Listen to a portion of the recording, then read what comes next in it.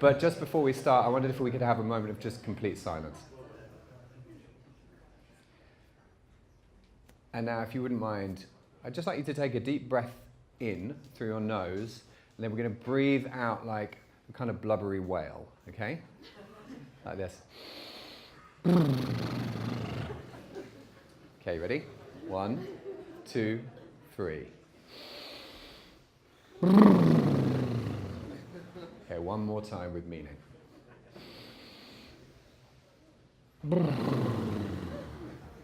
That was for my benefit as much as yours, so thank you very much. So my name is James. This is Zach. We're going to talk to you a little bit about Glimpse and what we're doing with the organisation today. But I thought it might make sense to start off with where we came from, a little bit about our personal stories. So this is a picture of me 4 years ago, almost to this day, trekking to the North Pole with Greenpeace. I was a communications director at Greenpeace for a number of years and worked on the Save the Arctic campaign there, which was a big international push to get oil companies and industrial fishing fleets to stop going into the melting Arctic. For those of you who don't know, oil companies are still very interested in going up to the melting Arctic to drill for more of the oil that is causing the Arctic to melt in the first place, because the ice has melted enough for them to get up there. So it's an interesting situation we're facing. So we took a group of teenagers to the North Pole to plant a flag for the future and say, actually, we want a different way. We think there is a better way of running this planet, and that teenagers and the youth are at the vanguard of that. Fast forward 4 years, we've got Greta Thunberg, we've got the youth climate strike. This stuff is happening already. So very proud of the work we did with Greenpeace. And if anyone wants to ask me about how I went to the toilet, I'm very happy to tell you afterwards. As part of this campaign, I don't know if any of this is familiar to you guys, this is a giant polar bear puppet that we left outside the Shell headquarters here in London, as a way to gently remind them that drilling for oil in the Arctic was both risky and a disaster for climate change. And we worked with an incredible set maker and prop builder called Christopher Kelly, who built this polar bear. It roared, it moved, it was called Aurora, and weirdly they left it there for 3 weeks because they didn't want to create a scene with the police dragging it away. So it was a fantastic project, but as part of that, and part of a lot of the work I was doing with Greenpeace, we were being approached by a huge number of people from the creative sector. So set builders and prop builders like Christopher, but also people from advertising and marketing and PR who would say, we love Greenpeace, can we do more work with you? We really want to be doing more environmental and social projects. And actually one of those people was Zach. Yeah. Hi everyone, big crowd, nice to be here. Yeah, I always wanted to work for Greenpeace since I was about 4. I had the whale stickers and I really wanted to find a way to do that, but I started my career in consumer PR. Basically, if you could buy it in a supermarket, I probably PR'd it at some stage. Worked in a lot of different agencies and loved the kind of creativity and the camaraderie of the kind of creative industries and all the different challenges, and really enjoyed the idea of using kind of positive and playful comms. So a lot of the kind of creative work I've done over my career is kind of about trying to get a kind of smile and try and make media and some consumers as well to kind of share the ideas. So coming up with kind of random little ideas that people might write or share about. So for example, launching Richard Branson's upper class cabin with an ice cube in the shape of Richard's head. Just because he couldn't be there to fly with you, but he could be there in spirit. Bum, bum, bum, bum, bum, bum. So just really enjoyed, loved all the kind of playfulness and camaraderie and all those different things, but also wanted to kind of embrace my passion for Greenpeace all those years ago, and that's how I met James, and we'll tell you a bit more about that now. So, as I mentioned, Zach and I worked on the Save the Arctic campaign. Zach was working pro bono, I was in the communications department. And like many campaigns at Greenpeace, and indeed with most environmental or social groups, the campaign was built around 3 words. The first of those was stop. This is a very familiar word for anyone involved in activism or protest, whether that's dangerous pipelines or oil spills or the rest of it. You want to stop something from happening.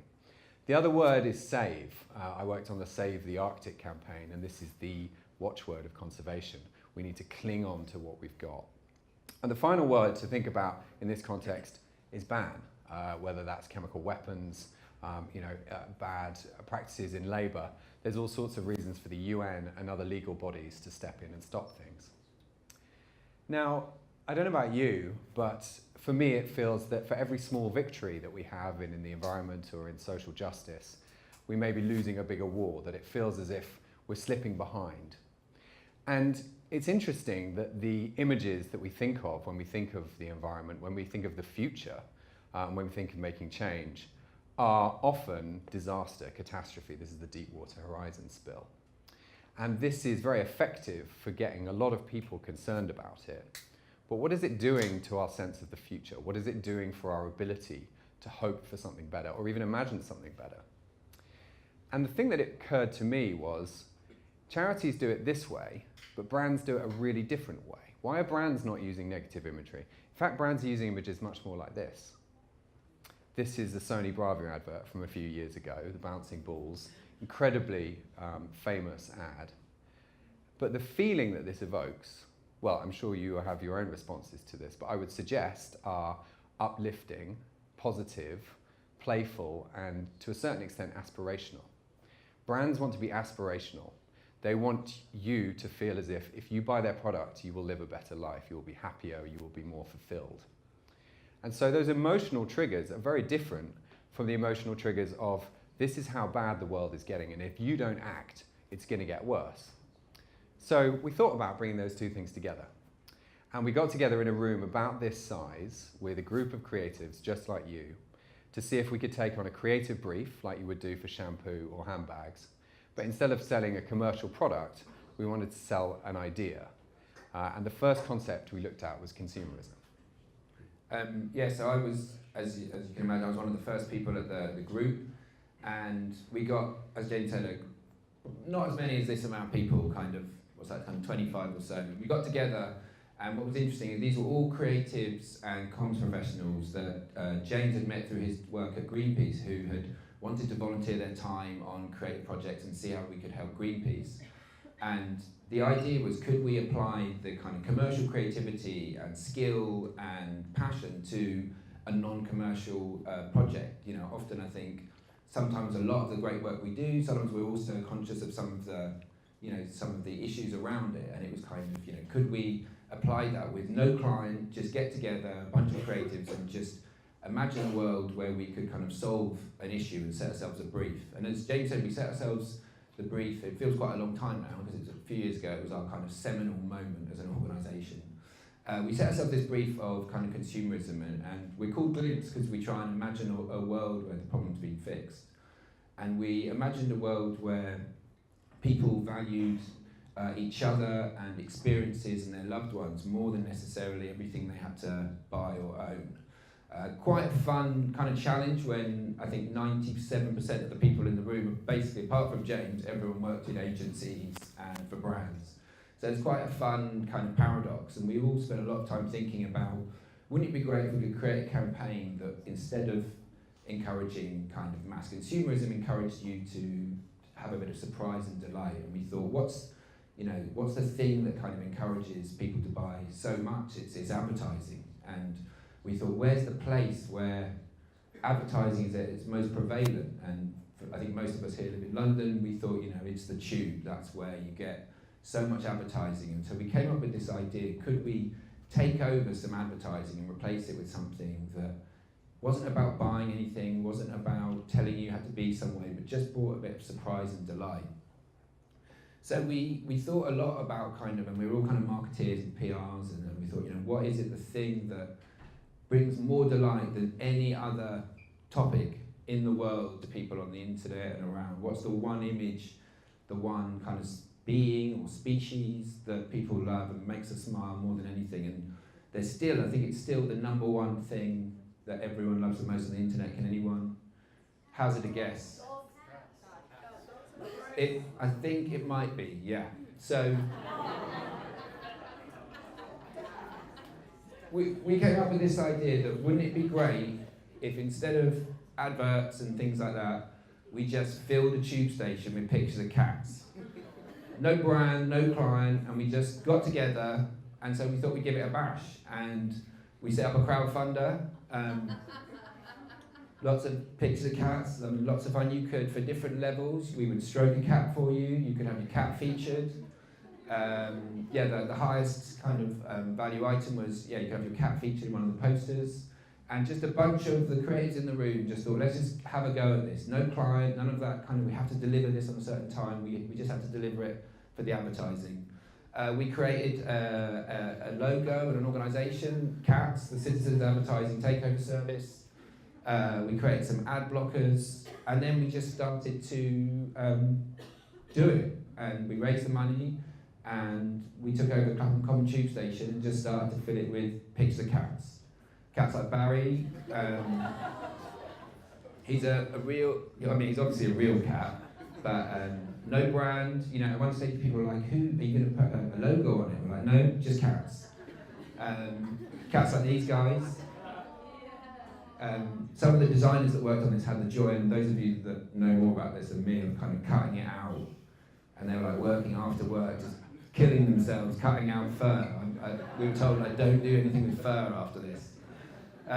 Barry again, and what was kind of amazing about this project is that we managed to do it, and we were like, we could just get together and do it, but the second part was that it became this amazing outpouring of people wanting to come and just enjoy Clapham Common Tube Station. The staff that worked there said they noticed an increase in passenger numbers during the period of time. They also anecdotally said that people were in a better mood.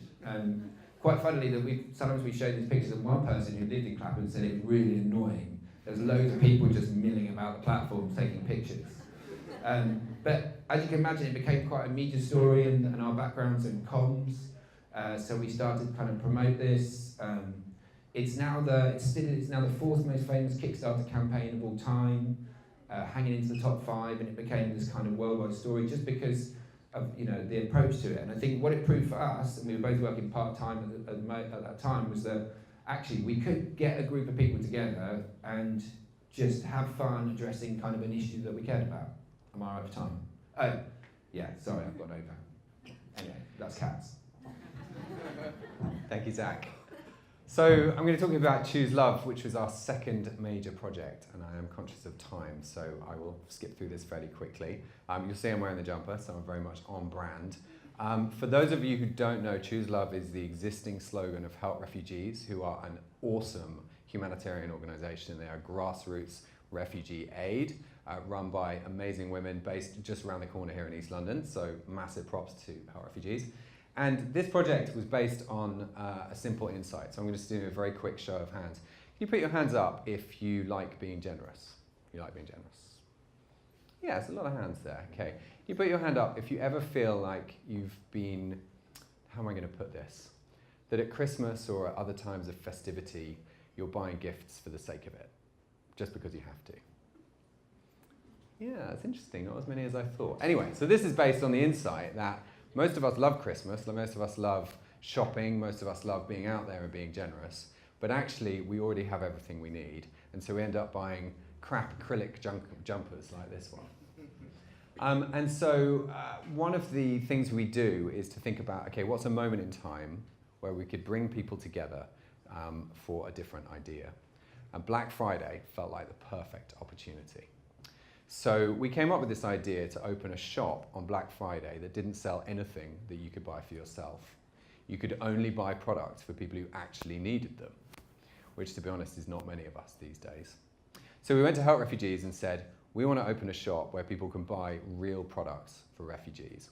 And they will be able to pick them up. They should be in the store. The shop should be beautiful, just like a real shop.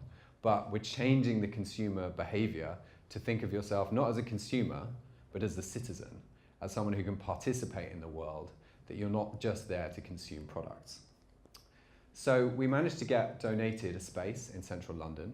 As you can see, it needed a little bit of work, but it was just off Carnaby Street, so it was in a great place. And we worked with a team of volunteers from the Glimpse Network, designers, set builders, production experts, and in a fairly short period of time, we turned it into a store. So I don't know if any of you managed to come. This is this year's store. We've actually done this 2 years on the trot.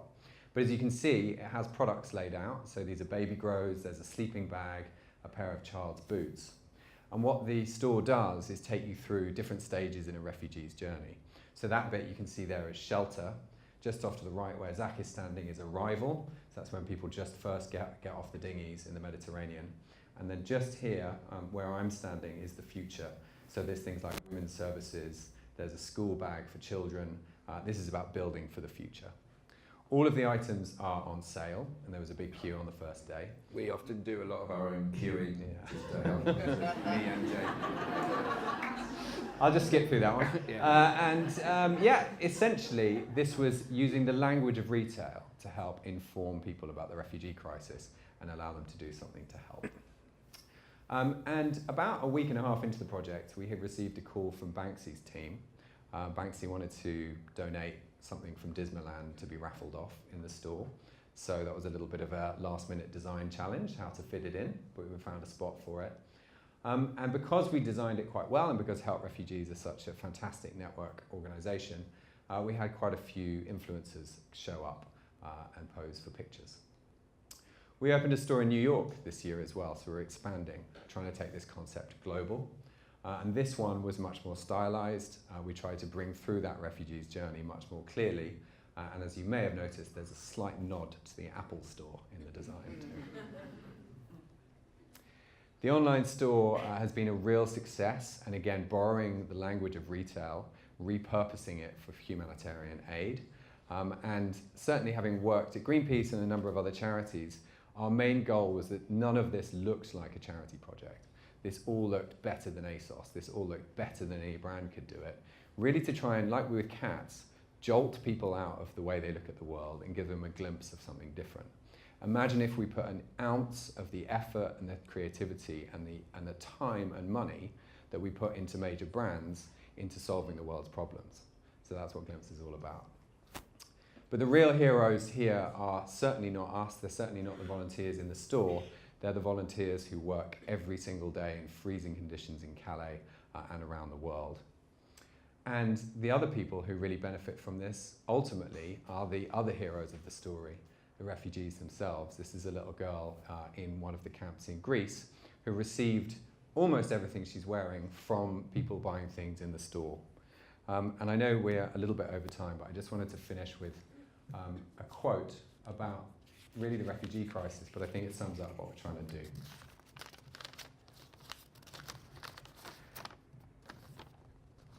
This is a quote from Mateen Hamid, who's a novelist. You should check him out if you haven't heard of him before. Everywhere around the world, people are having difficulty imagining a future. People are on the move. Things are going to change. And yet all of our leaders seem to be telling us to go back to a previous time when things were better. You know, in Britain, it's go back before the European Union. In America, it's make America great again. In much of Iraq, Iran, and Pakistan, it's go back to the caliphate of 1,000 years ago. The danger is that we're not imagining futures, not imagining a place we can go to that's different and progressive. And that, I think, is part of the job of an artist, to start imagining those futures, to make people comfortable with what I think is the inevitable reality of a world where billions of people are going to move in the next couple of 100 years. You know, the climate will change, sea levels will rise, people will move. And if we can't find a way to be hopeful and optimistic and find beauty in that, we're in real trouble. So I would invite you, rather than feeling despair and gloom, to try and find that beauty, to try and find that sense of hope. And if you feel so minded, to join us at Glimpse. Thank you very much.